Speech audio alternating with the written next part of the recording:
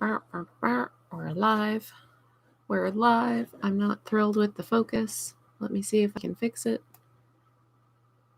Oh yeah, that's much better. Look at that. How nice does that look? So much better. Okay. Hello, everybody. Now that I'm done fiddling with technical stuff, I'm Amanda Call. I am being gone last week after that sucked.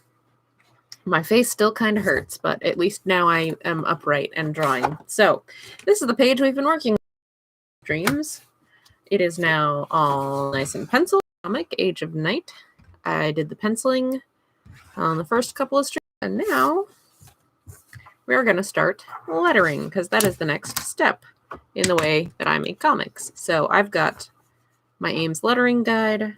I've got my little triangle here. I'm going to want my Ames lettering guide set to down here on the bottom. If you can see that, maybe if I move it here, you can see it better. Yeah, right there. There's a wee little number 4. That's what I have it set at.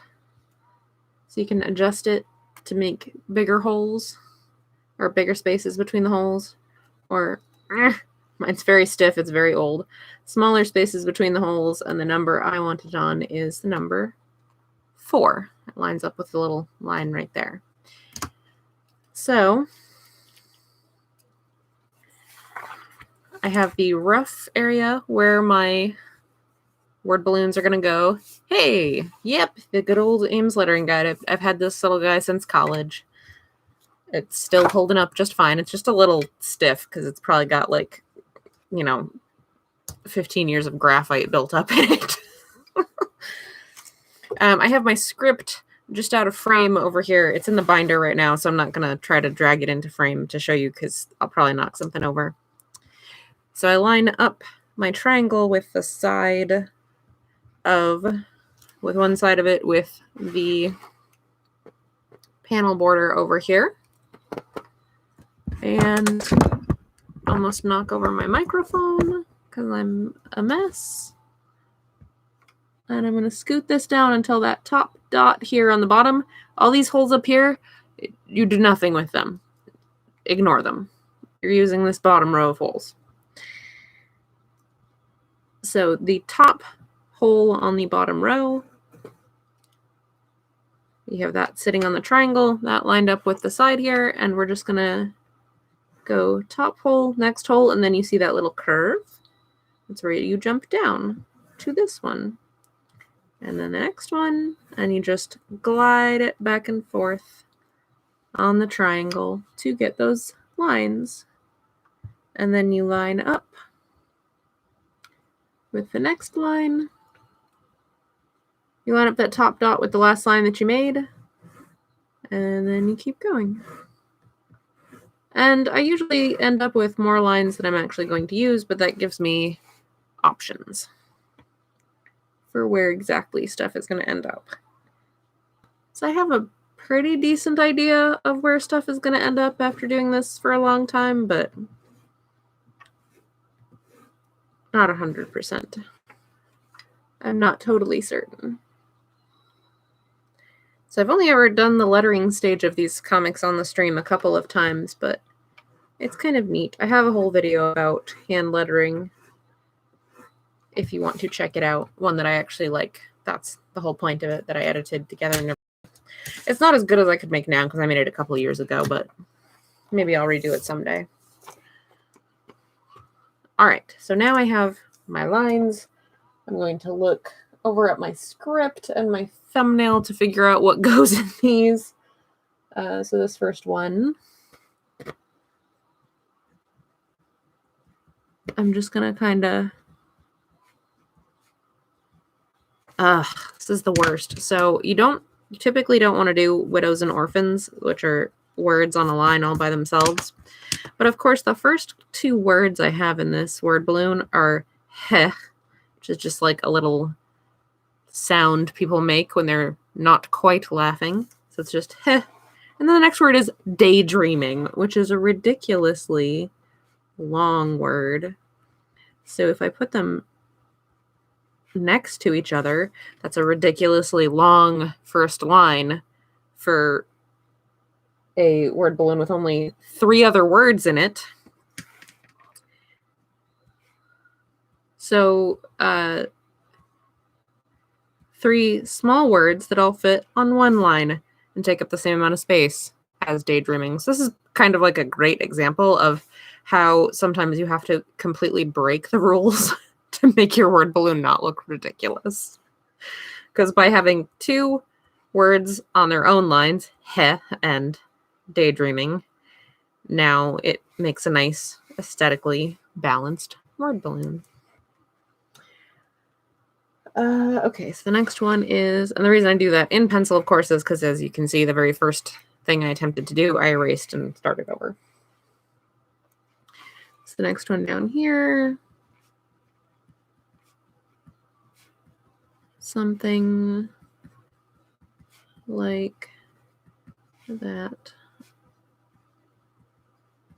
I guess you're trying to keep it, I try to keep it more or less centered. And again, I have a lot of practice at this, so I can kind of, I have a pretty good sense for how far I have to indent depending on what those words are. But that's part of why you do this step in pencil, because sometimes it doesn't quite work out. And as you're first working on lettering, your hand lettering, you're not going to get it quite that perfect every time.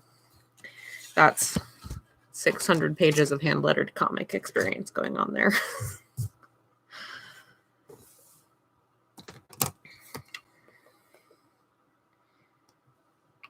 And then there is no word balloon in this panel. It's just silence, awkward silence. A lot of awkward silence at the beginning of this chapter. So down here, we're going to make those guidelines again.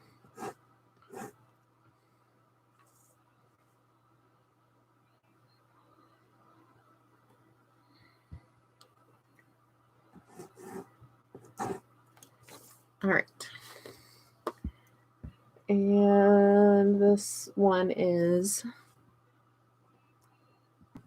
Are you daydreaming? That stupid long word that I decided to include for some reason. To, comma, Kamaria. Okay. That pretty much all balances out there. And then we've got just one more word balloon. That's the last one on this page. Try to get this lined up. Scoot that down a little bit. I don't want to completely cover Wen up with this word balloon.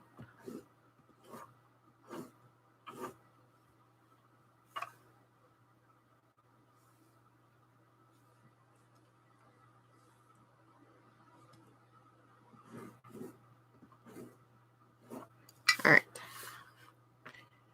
And this one, I don't think I need that top line. I think it should be okay down here.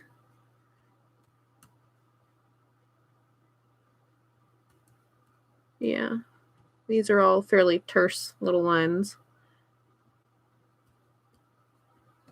Okay, so I have penciled in where all of my words are going to go. I can now move this stuff all out of my way for the moment.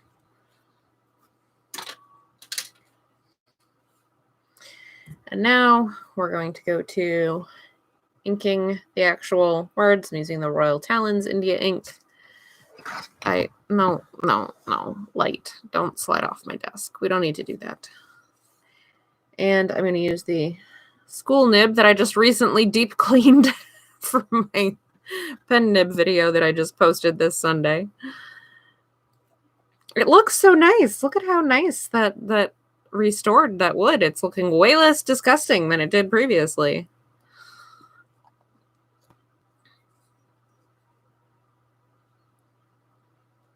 No, the school nib is the one I use for lettering. See, that's how that gets all gunky, is I just dipped it in there and I got it on the handle, because the fat handles are more ergonomic, but they tend to like drag on the sides of the ink bottles and get messy. So each one of these letters, each little like shape, you take as its own stroke. When you're like handwriting normally, kind of go and your letters can kind of run together. You pick up the pen and make a separate little stroke for each section of the letter. I remember when I first learned how to do this, there was like a sheet of shapes that you had to practice that made up all the letters. I don't remember that one bit. You just kind of do it in a way that makes sense.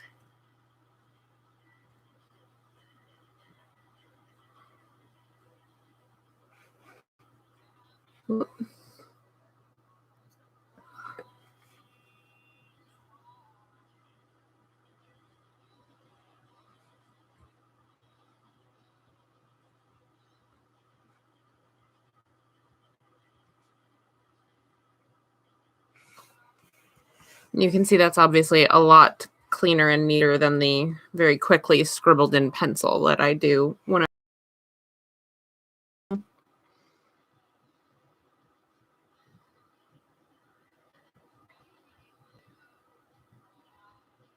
But yeah, so even like doing an O, you do like 2 half circles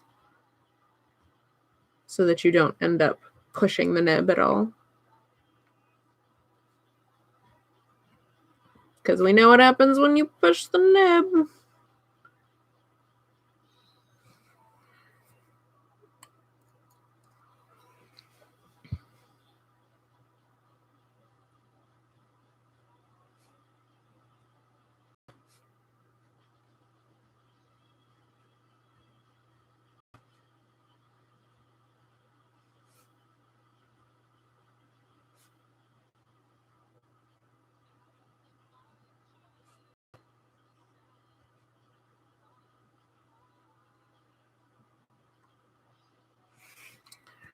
Right.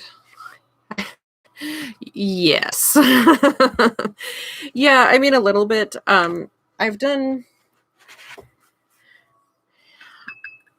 a lot of it, and so it's not. The question was, the person commented, Mr. Bean comments, I get nervous while inking. Do you? And I mean, I do a little bit, not as much as I used to, because I've done so very much of it that I'm a little bit more chill about it. I've made and recovered from that it doesn't quite rattle me. About to go wrong, of course, my heart still leaps into my throat.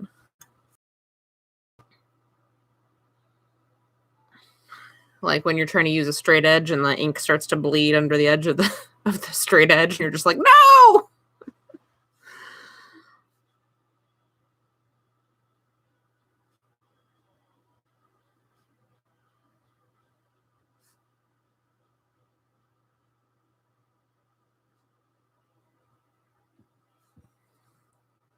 I think I did not get enough ink on that one. Also, I trust that this is coming out the right way for you guys, but of course the YouTube studio interface shows this to me mirrored, so it looks backwards to me. I'm pretty sure it broadcasts the right way. It just looks backwards in my perspective, which is annoying when I look up to make sure I'm in frame.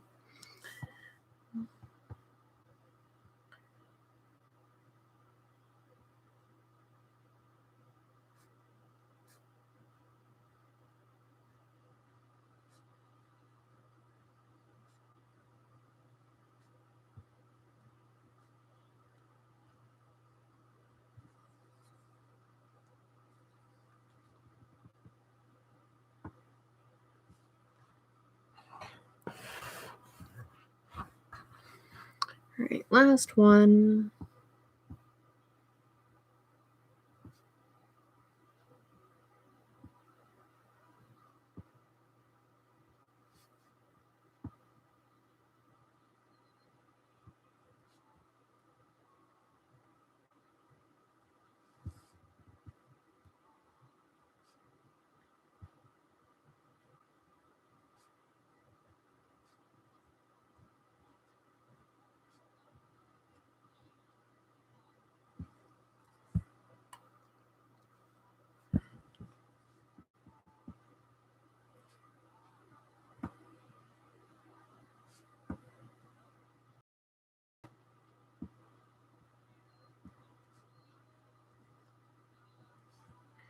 All right, so that is all the letters. It's only 4 word balloons on this particular page.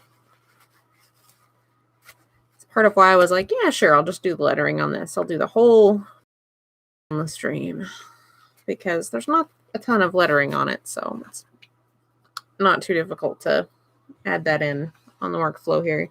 However, the one thing that's a pain is that those letters, I don't know how well you can see the light reflecting off of them, but they are still very wet, and they're going to be for a while since this pen deposits a nice fat line of ink.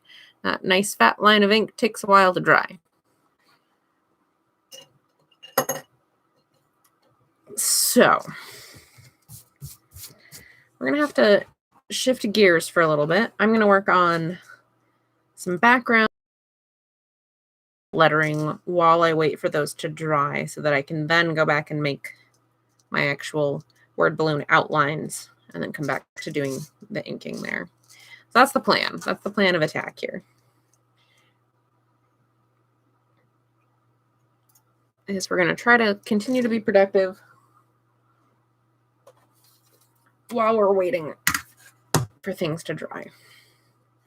We're going to have to be careful to not drag any of our tools through our wet ink. So I've got this all the way upside down right now. That's the wrong way. It's going to go like this. Trying to avoid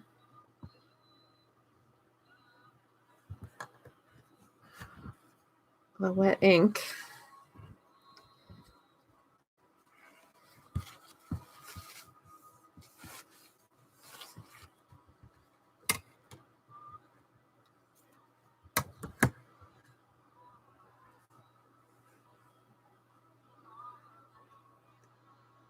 Of course, we're going to be uncooperative. This makes me nervous, trying to dodge wet ink and using a giant freaking French curve. Definitely makes me nervous.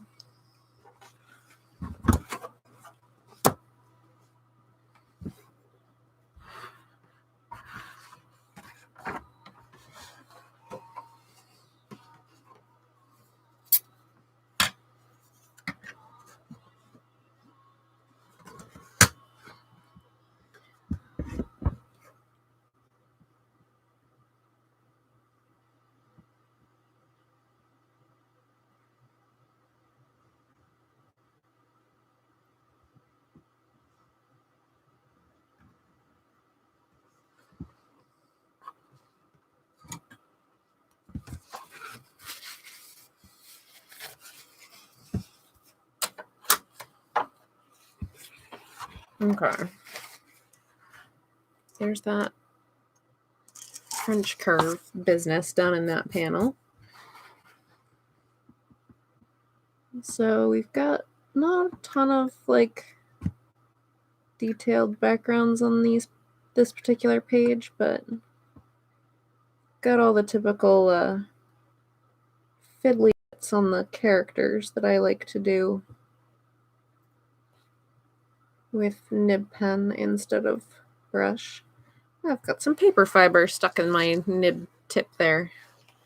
I'm gonna pull that quick rinse before I make a big old mess with that. There we go.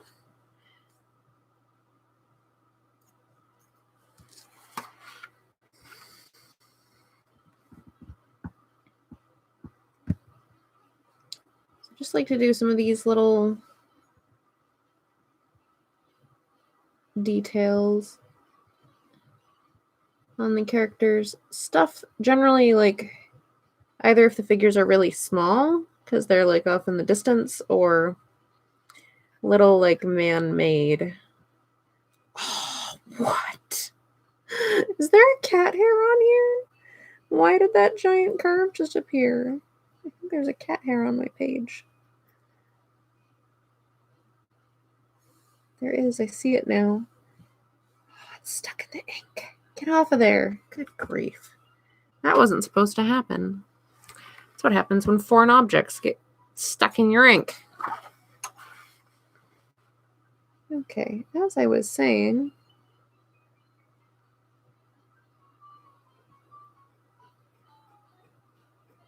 man-made, like manufactured type objects, stuff like sword hilts and pendants and that sort of thing,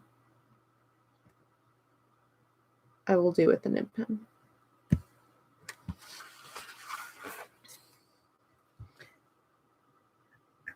Not like cloth though, so not clothing or like boots or bags usually. I don't know, kind of an arbitrary thing. It's really just what it feels like makes sense to me. I don't know whether it actually makes sense or not.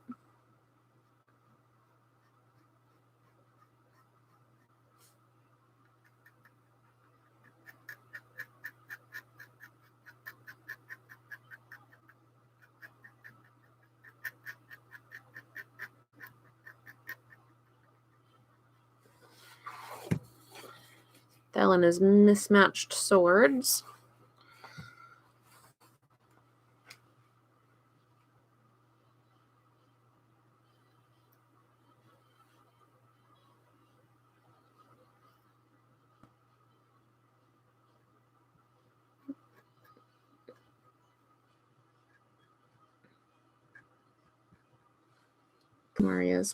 Kiara's pendant she picked up a little while ago.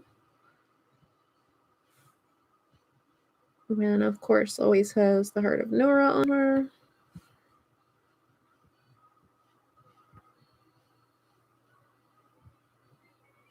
Little chain.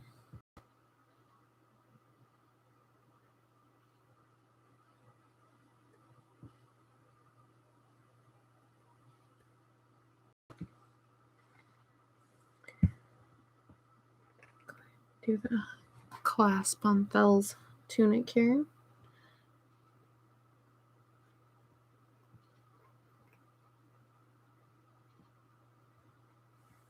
And we'll get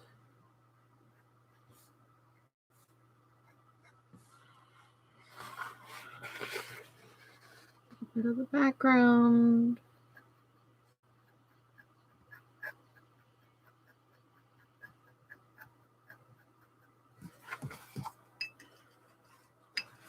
You can feel the ink flowing great out of there, so I'm just going to give it a quick rinse and clean out.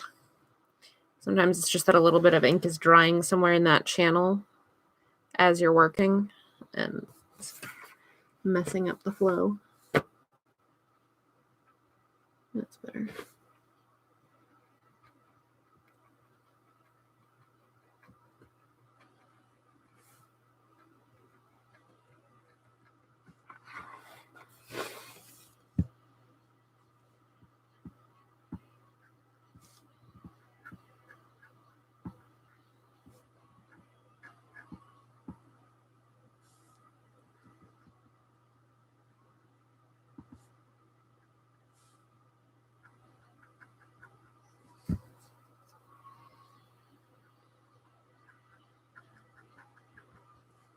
Where are we? What's going on here? That's not right. There we go.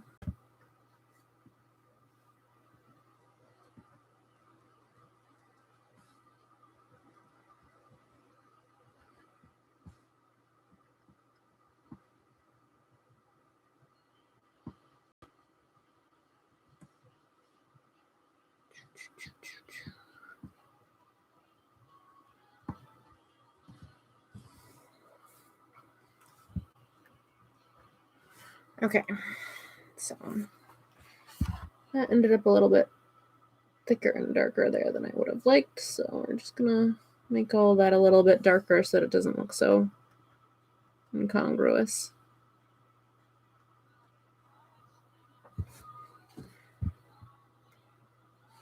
There we go.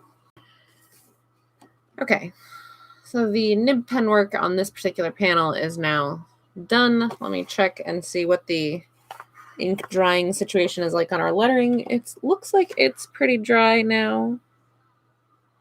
Yeah, we're good. So now I'm going to switch gears back over to that for a bit.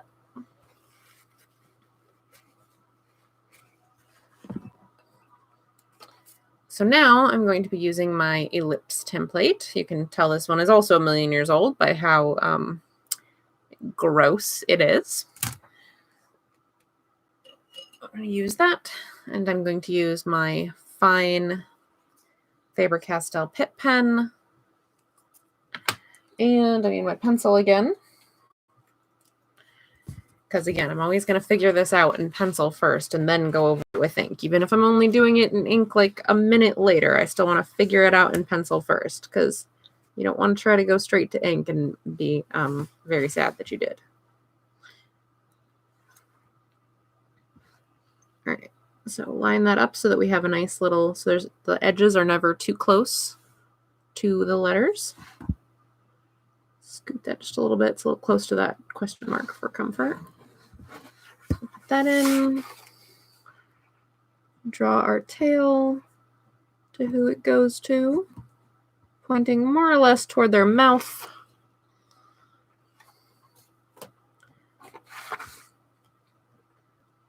Figure out the other one while I'm right here.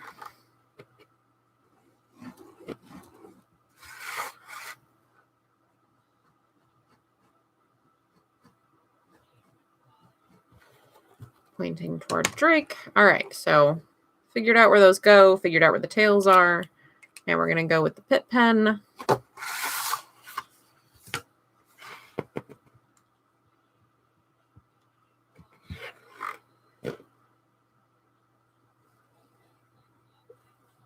And make sure to stop where the tail intersects. And it's up to you at this point, your level of confidence and the character you want your word balloons to have, whether you just freehand the tails or whether you use a French curve. For me, it really depends. If it's a short little tail, I'll usually just freehand it. But if it's a longer tail, then I'll do the French curve just so that it doesn't get too wobbly looking.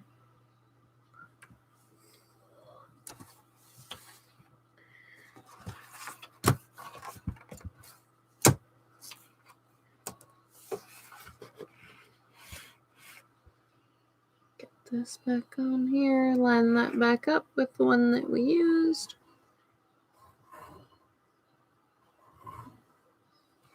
Down, make sure that it's nice and even and consistent, no little like gaps or hiccups or jagged edges in the line there.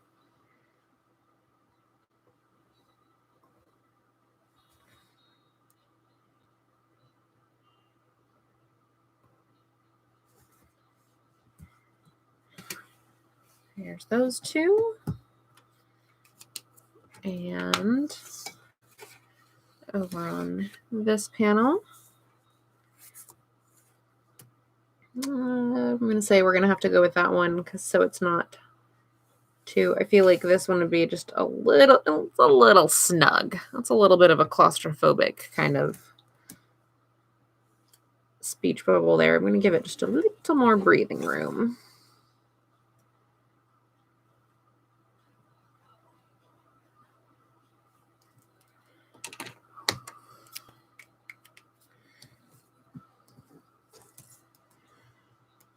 Love how Kamari's face came out in this. Just like, are you talking to me? Are you serious right now?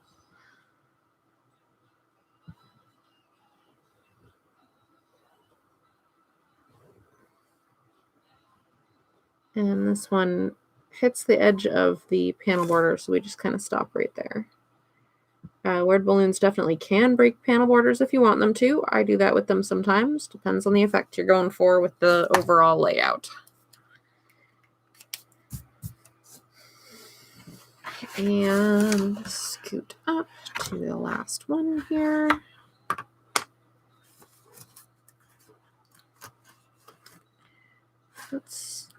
Yeah, we can go with this slightly smaller one. That should work just fine. It's a pretty small word balloon.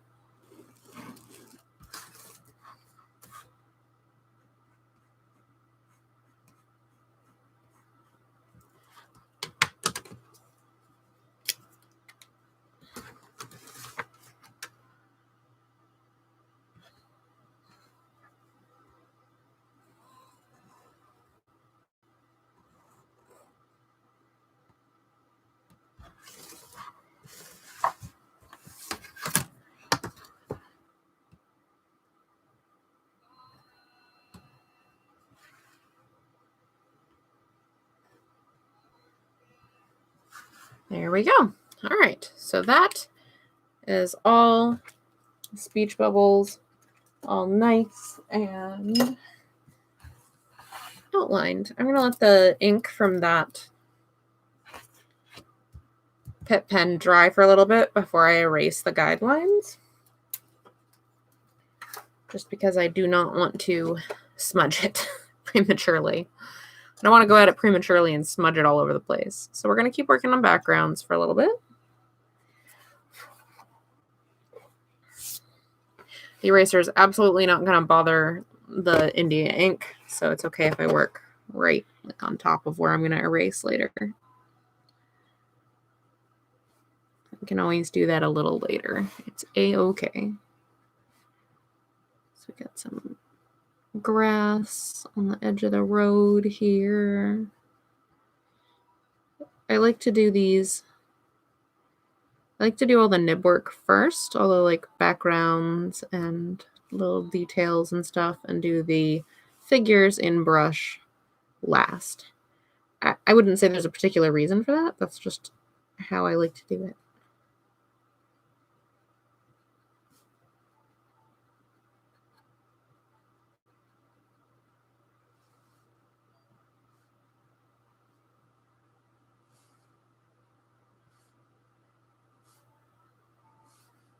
It's just the way I like to do it.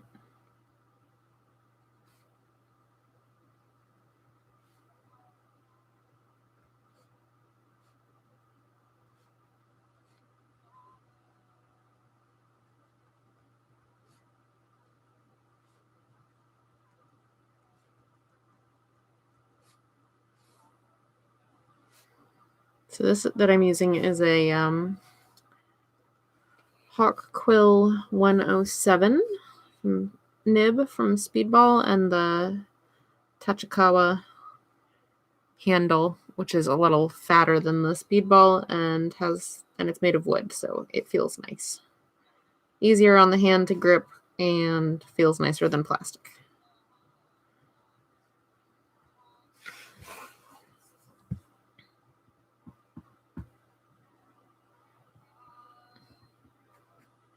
We talked about that a little bit in the video I just posted this weekend about using nib pens. Today's stream actually dovetails very nicely with my most recent edited video, which was not really the plan. It just kind of worked out that way.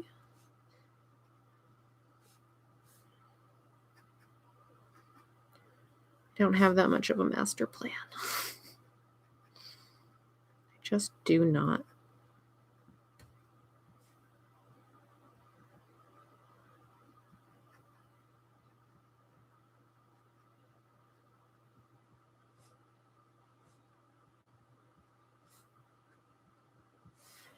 Getting that little dirt road texture there. Trying to more or less follow my perspective grid. Not sweating it too terrible much.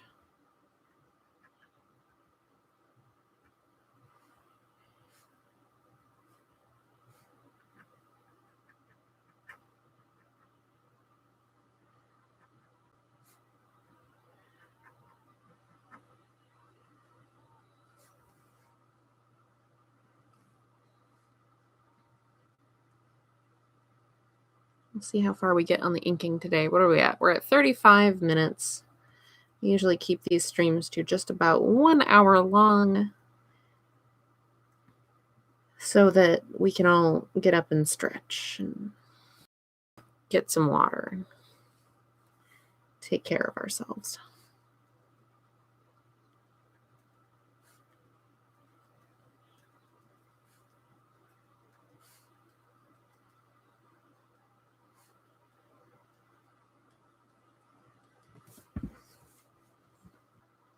Again, trying to more or less keep in line with my perspective lines. It'll help keep this perspective look convincing as it gets finished. Because if your texture does not follow the perspective, it flattens it out and it totally destroys the illusion of perspective. You're just left going like, what is happening here? So your perspective your texture must always follow form and perspective, or else it flattens it out and it just looks like a bunch of scribbles that don't make any sense or describe anything.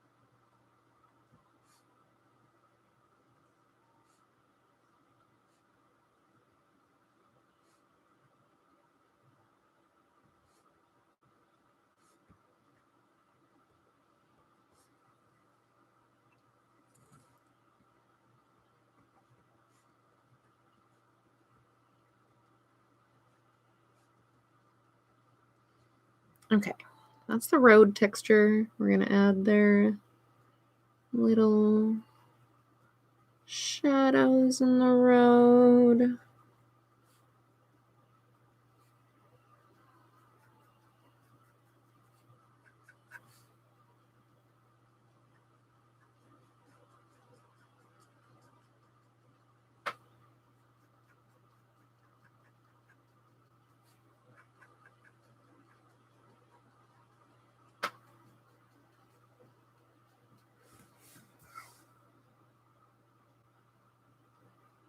Again, the lines for the shadows, the shading lines for the shadows need to stay in the same perspective.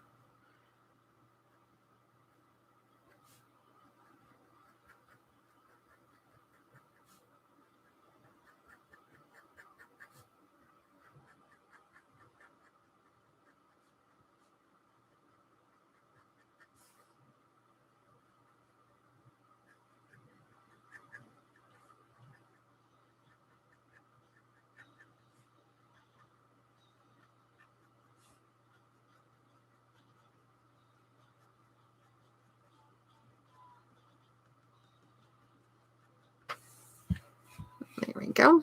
And then we've got a few of those little details to add in this particular panel. So we've got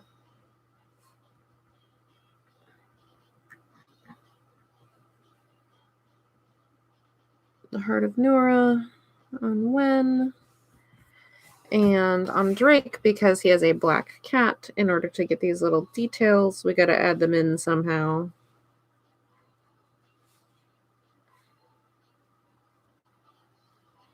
So a certain amount of that is actually just like outlining the shapes.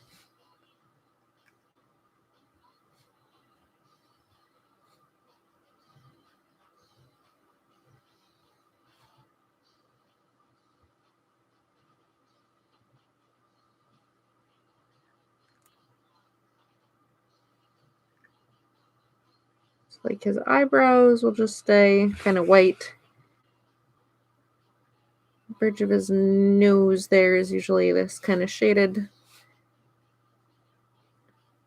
And then now that I've outlined where that line is between his head and the rest of his body, it just gets a little bit of shading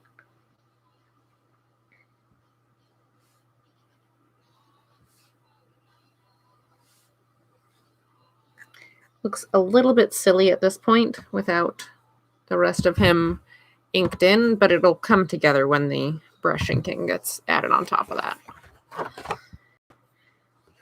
All right, I already did the nib inking in this panel while we were waiting for the lettering to dry, so now we can move on to over here.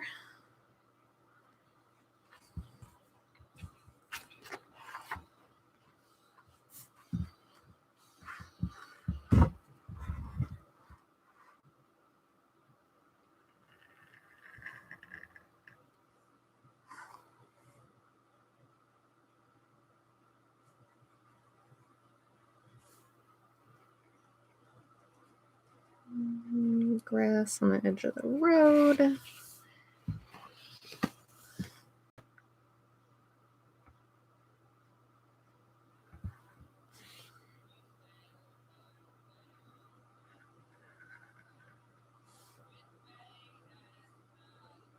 Some more of the hills in the background.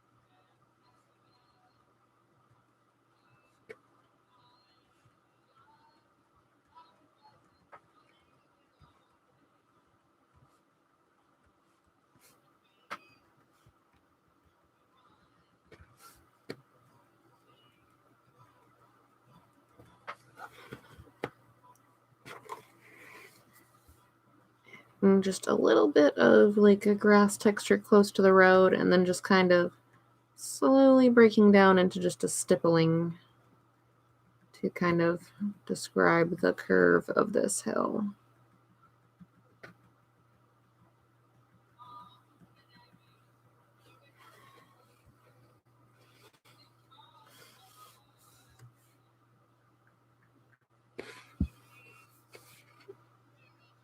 And I don't have a perspective grid in this particular panel, but the perspective that I sort of can see working here would go kind of like this. Just kind of eyeballing it.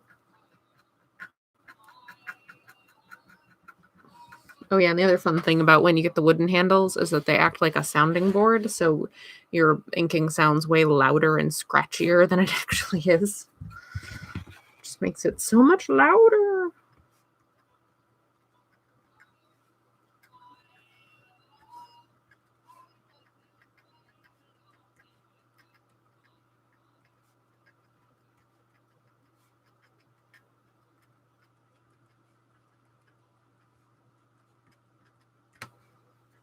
I'll do some of these little bits and bobs on Kamaria's backpack here. Her little buckles. And buttons. Yeah, there we go. Those are nice.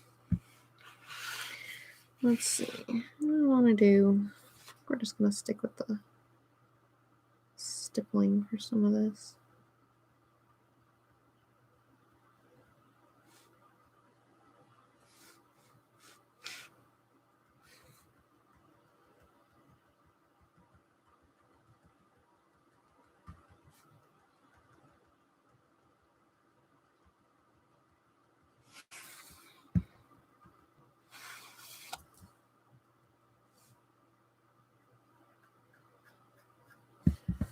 Make sure my nib is nice and clean and ready to give me a nice fine line.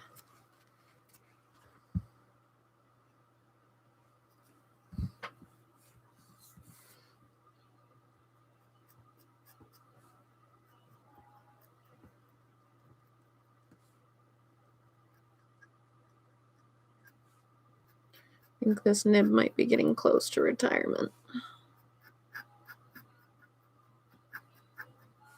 I feel like I just retired one not that long ago. I mean, I do a lot of work though, so. All right, just a little suggestion of some different shapes to those foothills back there. And just a little bit more to this one.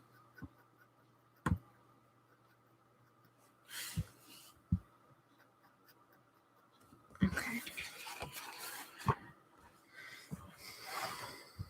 Next panel, this one down here. Where are we at? 46 minutes. Okay.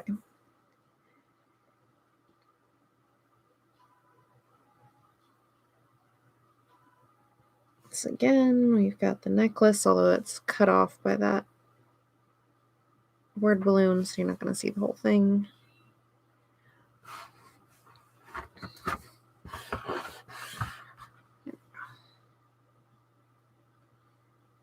Grass along the edge there.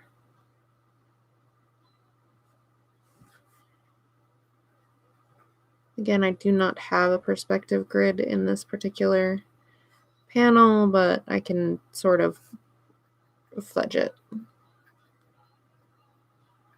Say, yeah, it's pretty close.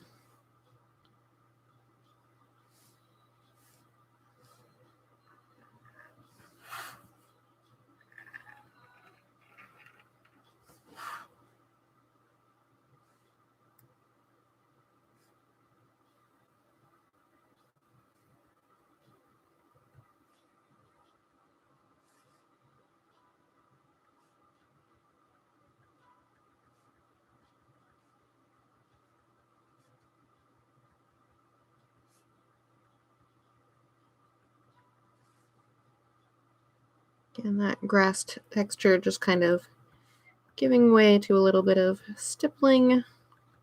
It's what you call it when you make little dots. Stippling.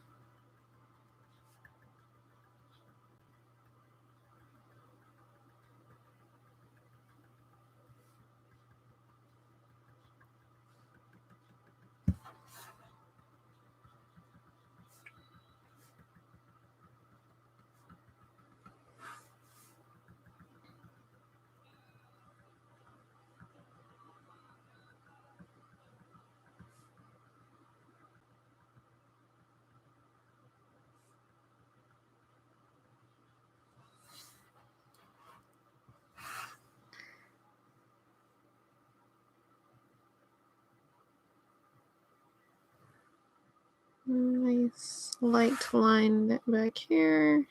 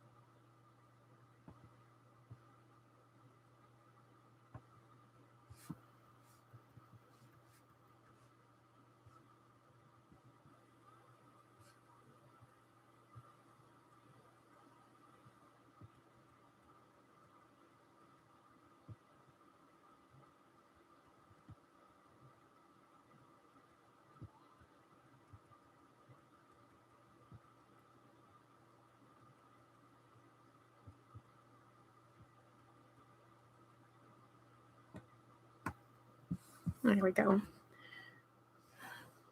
All right.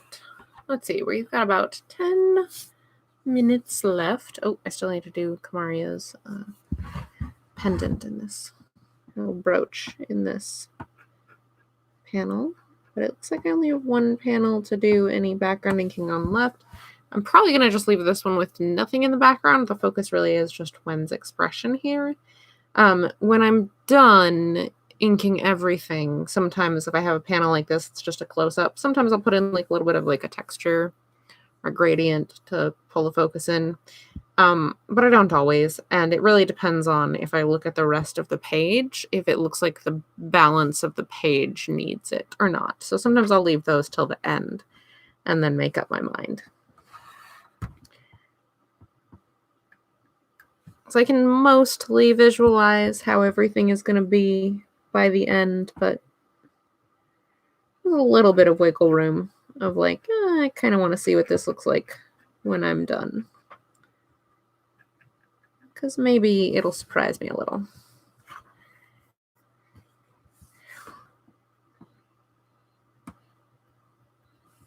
Down.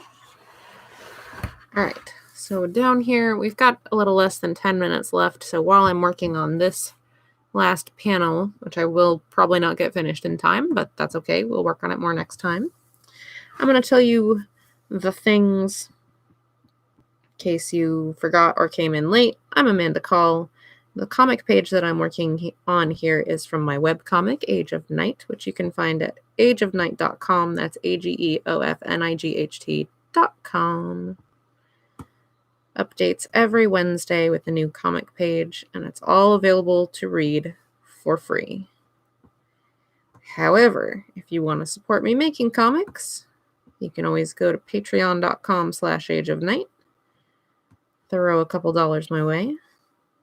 If you do that, then you get to see the comics a week early. Patrons are always a week ahead. You'll help support me, which is awesome, and I super appreciate it. You can get some free comics. That is also cool. All sorts of cool stuff. You can also buy copies of the comic that have a bunch of cool bonus material that you don't see online in them. You can find PDF versions of the book at Skirmisher's website. That's skirmisher.com. You can get physical copies of the book signed by me from my friendly localish bookstore, the Briar Patch in Bangor, Maine. If you don't see it on their website, just call them. They'll get you squared away. You can buy physical copies of the book and also ebook versions on that giant website where you can buy everything. You know the one. You know the one I'm talking about.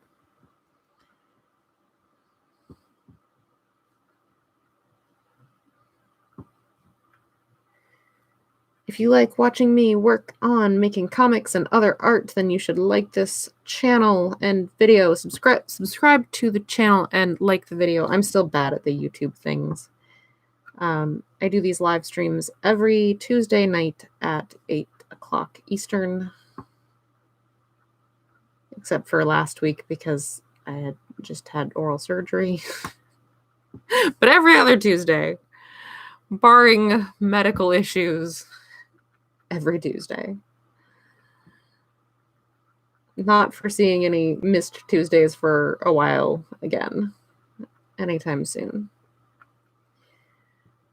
What else? You can follow me on Twitter at Age of Night, spelled just like the comic. You can follow me on Instagram at Amanda Call Art. No events coming up anytime soon. I think that's all the things. I probably forgot something. That's all right.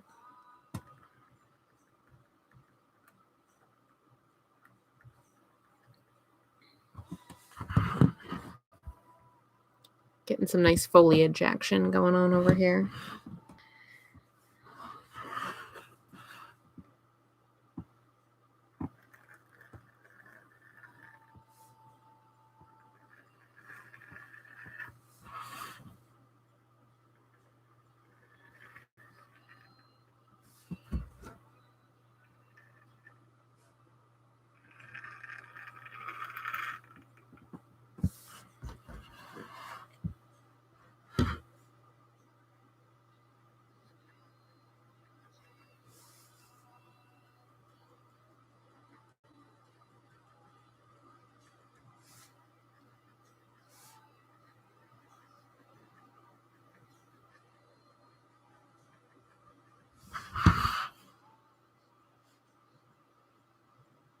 Just a little bit more of this road texture in before we call it for the evening.